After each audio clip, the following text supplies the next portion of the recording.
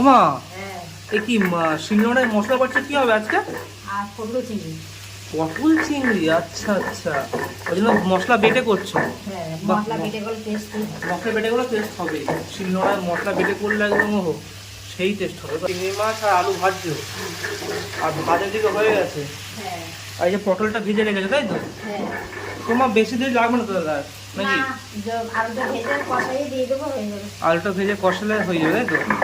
আচ্ছা, তো বন্ধুরা এদিকে পটল চিংড়ি হচ্ছে আলু দিয়ে, আর এদিকে মা মশলা বেটে নিচ্ছে, দেখতে পাচ্ছ কত সুন্দর শিলনোড়ায়। আর ভাত হয়ে গেছে, আর ডাল করছো? হ্যাঁ, ডাল করেছি। আচ্ছা, ডালও হয়ে গেছে, তাহলে তো হয়েই গেল। তাহলে আমি যে হাত মুখটা ধুয়ে আছি নাকি? যা হাত মুখ ধুয়ে। আচ্ছা, তাহলে করো, ঠিক আছে। কতদূর হলো? হয়ে গেছে।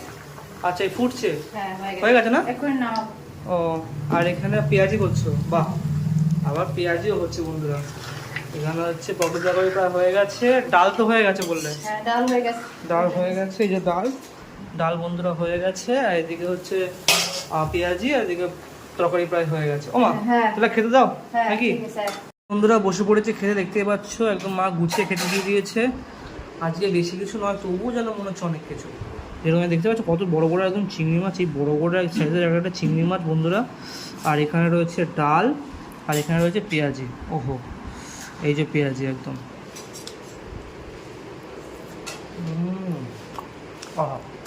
সব কিছু সাইডে রাখি, ডাল তরকারি একটু পেঁয়াজি দিয়ে প্রথমে একটু গরম গরম ভাত, একটু ভাজা দিয়ে না খেলে হয়, তাই একটু ভাজা দিয়ে ভালো করে মাখিয়ে দাও। তো একটা লঙ্কা দাও তো। ব্যাস, এই লঙ্কা দিয়ে তো জমবে জিনিসটা, ভাজা লঙ্কা।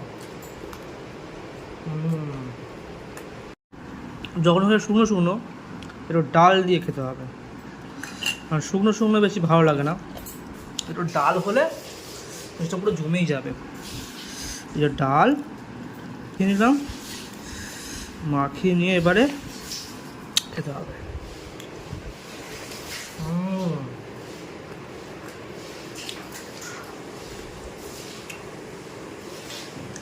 একদম লাল লাল ঝাল ঝাল একদম চিংড়ি মাছ আর পটল আলুর চিংড়ি একদম তরকারি ঢেলে নিয়ে, এই যে পটল একদম আহা সেই নরম হয়েছে।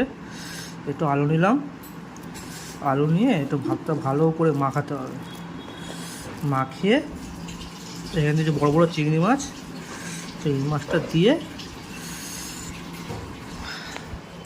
খেতে হবে।